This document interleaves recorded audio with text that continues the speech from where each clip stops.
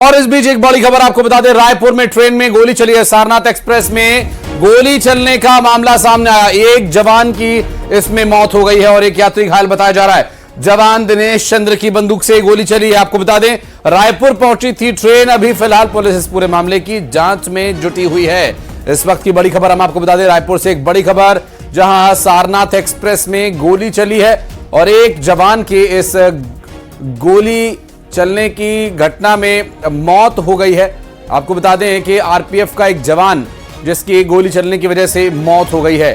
दिनेश चंद्र की बंदूक से गोली चली थी और मोहम्मद दानिश इसमें घायल हुआ। जांच में फिलहाल पुलिस जुटी हुई है। रायपुर ये ट्रेन पहुंची थी और इस दौरान इस ट्रेन में ये हादसा हुआ। बताया जा रहा है कि जवान की बंदूक से ही गोली चली थी। युगल हमारे सहयोगी इस वक्त फोनलाइन पर हैं ज्यादा जानकारी के साथ। युगल, क्या है ये पूरा मामला? ये दुर्ग छपरा सारनाथ एक्सप्रेस है।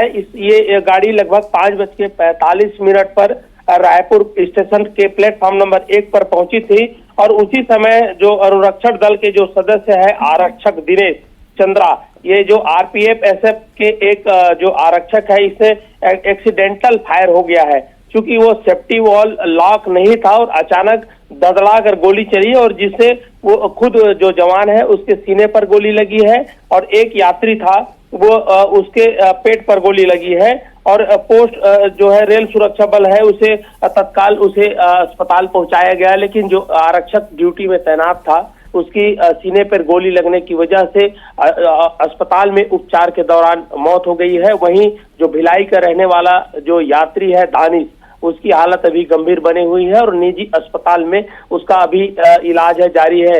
रेलवे के अधिकारियों से जब बातचीत हुई तो उन्होंने बताया कि ये एक्सीडेंटल फायर है और अचानक से गोली चल गई और चूंकि सेफ्टी वॉल उसका लॉक नहीं था या फिर लॉक होने के बाद किसी कारणवश या फिर किसी की ठोकर वगैरह से वो लॉक हो गया था, इसकी वजह से अचानक से फायर हो गया। एक गंभीर जो घटना इस घटना में इस एक्सीडेंटल फायर एक जवान की मौत हो गई है। जी, ये एक वीडियो भी दिखाई दे रहा है युगल। ये वीडियो उसी दौरान का बताया जा रहा है और जिसे गोली लगी है जो आरपीएफ का जवान है वही उसी की मौत हुई है, क्योंकि वीडियो में उस वक्त तक वो जिंदा है। जब तक वीडियो बनाया जा रहा था उस वक्त वो हरकत कर रहा था। जी बिल्कुल, देखिए जैसे ही गोली लगी आनन फानन में तत्काल उसे उपचार के लिए भर्ती कराया गया। रास्ते में ले जाते वक्त भी वो होश में था, बातचीत कर रहा था, लेकिन अस्पताल चूंकि गोली बुलेट्स है वो सीने में लगी है तो इसलिए गंभीर और उसके बाद उद्धार के दौरान वहां पर मौत हो गई है। रेलवे के अधिकारी ने मौत की पुष्टि है वो की है और एक जो अन्य है घायल है उसकी स्थिति है अभी नाजुक बनी हुई है। दरअसल इस तरह की जो घटनाएं हो जाती है, सेफ्टी वॉल अचानक से जो अनलॉक होता है उसकी वजह से जो ट्रिगर है दबने से अचानक से गोलियां चलती है और काफी अत्याधुनिक वेपन्स हैं ये होते हैं। गनीमत यह है कि और भी फायर नहीं हुए। अगर ऑटोमेटिक मोड पर होता तो ये और गंभीर हादसा हो सकता था और कई यात्रियों को चोटें हैं या फिर बुलेट्स है वो लग सकती थी। फिलहाल 2 इस गोली लगी जिसमें से एक जो जवान है उसकी मौत हो गई है। जी, और सारनाथ एक्सप्रेस में ये गोली चली है युगल, ये जो जवान जिसकी मौत हुई है ये कहाँ का, इसके डिटेल्स कुछ मिल पाए? घायल शख्स कहाँ जा रहा था उसके बारे में भी कुछ डिटेल्स मिल पाई क्या?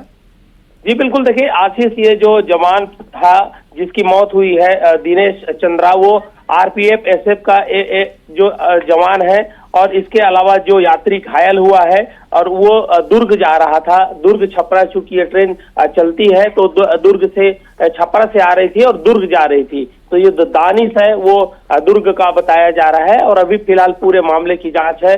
आरपीएफ सीआरपीएफ सभी जो रेलवे के जो है टीम है वो कर रही है और इस जो दुखद घटना में एक जवान शहीद हुआ है और एक उसकी मौत हुई है, साथ ही साथ एक जो यात्री है वो घायल हुआ है। लेकिन ये कहा जा सकता है कि इस वेपन से और भी जो गोलियां अगर चलती, बुलेट चलती तो और भी कई यात्री हताहत हो सकते थे, घायल हो सकते थे। जी, लेकिन एक बड़ा हादसा भी टल गया है। जी, बहुत शुक्रिया युगल आपका इस जानकारी।